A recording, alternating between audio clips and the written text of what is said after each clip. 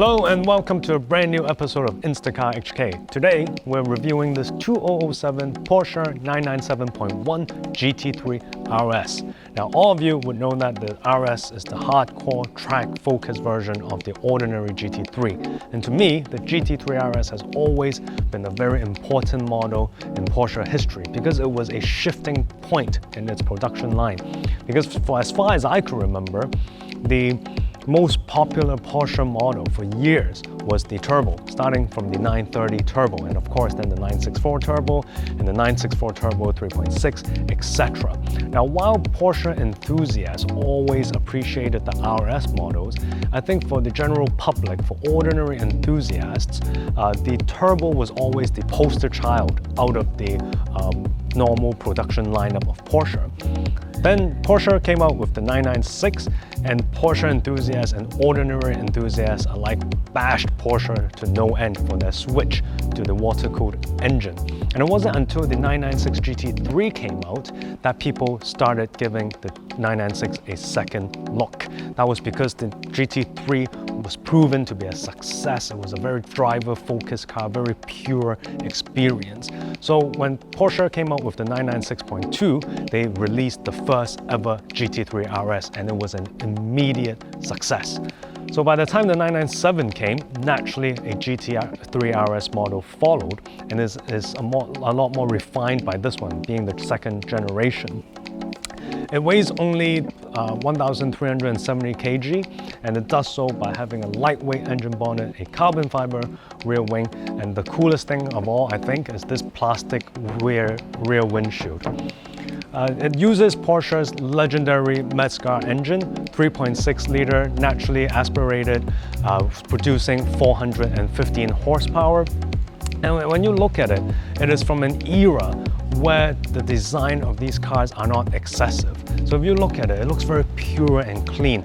No comically large rear wing, no air vents everywhere, no huge rear diffusers. It's just a really focused driver's car.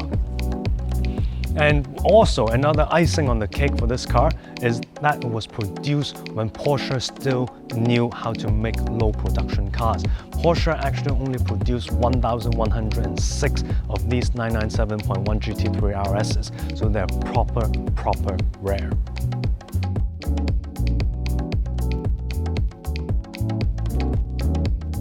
Now, it's time to go for a drive in this. Now, you all probably recognize that I'm not really a Porsche guy, I'm more of a Ferrari guy. So that means I don't really have nearly as much Porsche experience. I've owned two ever. Of course, my Boxster, which was the Instacar HK crew car, that doesn't really count. But I did, before my F3 430, I did have a Cayman R manual, which I really did like. Of course, there's no GT3 RS, so I'm quite nervous to find out what this is like, the top of the line RS model, for the 997.1. So let's start as a manual. Good to be back in a manual. Now the owner told me that he had changed to the 4.0 RS flywheel and the short shifter, so the clutch is a bit heavier. But I'm sure it's nothing I couldn't handle. So let's go. Wow, the short shifter is very short and rigid. Very nice. Feels great.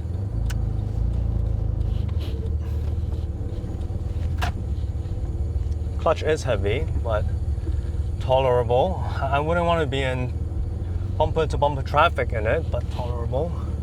And let's hope we don't get any bumper-to-bumper traffic today. Immediately, you hear the very iconic flat six Porsche engine note. Now this car, like a V8 Ferrari, revs all the way up to 8,000 something RPM. Something that's really only limited to the Mezger engine. Hopefully we'll get to touch that a bit in today's test drive. The ride, everyone says the ride of the GT3 RS is very harsh, which is forgivable because it is a track focused car, I can imagine on a track these seats would fit me perfectly. The steering is very good, got a very good weight to it. You can see the wide body and the rear wing in the rear view mirror. That's kind of cool.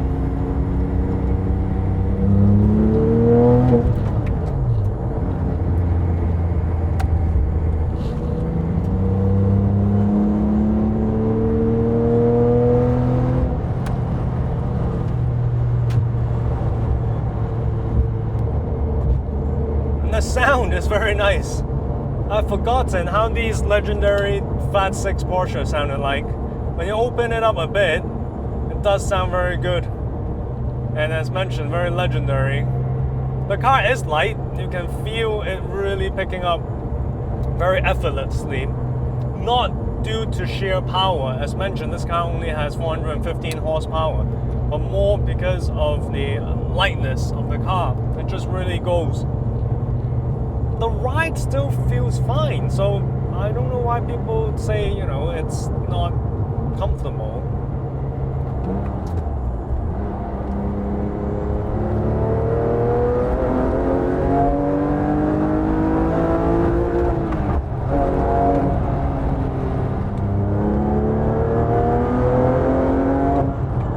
This car really lights up after 5,000 RPM.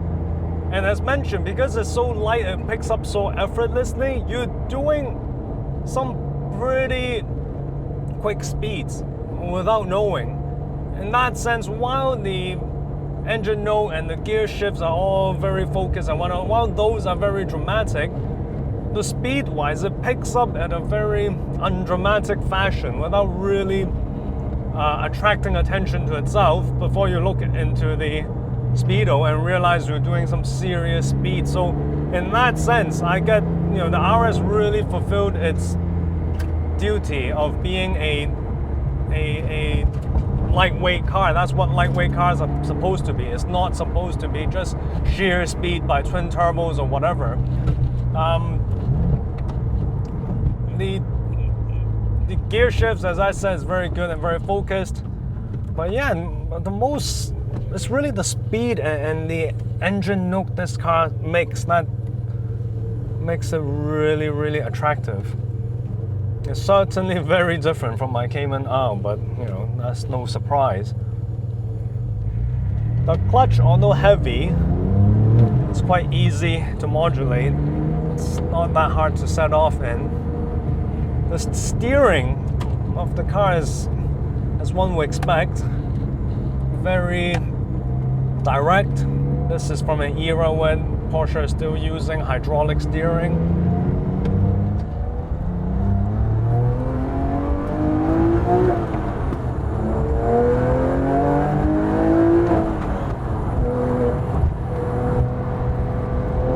Really impressive, this car.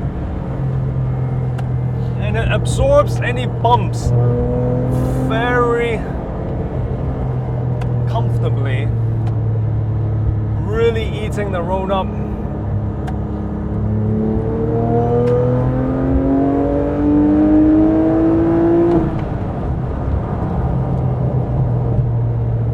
So these GT3 RSs now, they ask about anywhere between 1.7 to 2 million Hong Kong dollars.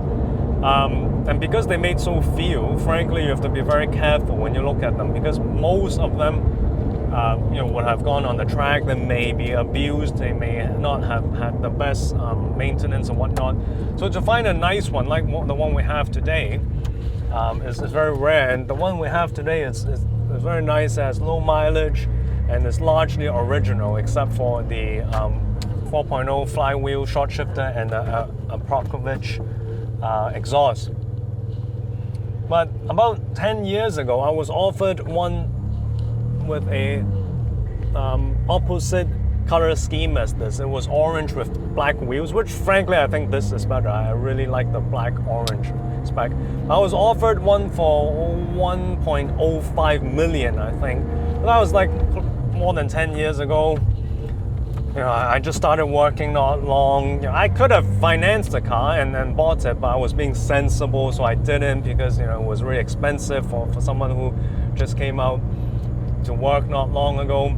So I became sensible and didn't buy it, and now I regret because the car is worth almost double. So the lesson here is, don't be sensible sometimes. If you see a nice car, limited production like this, 1,106 only, buy it. If you can buy it, buy it. If you need to finance it. So now you won't regret, like me, driving this really nice GT3 RS, which can cost up to $2 million now. Let's go.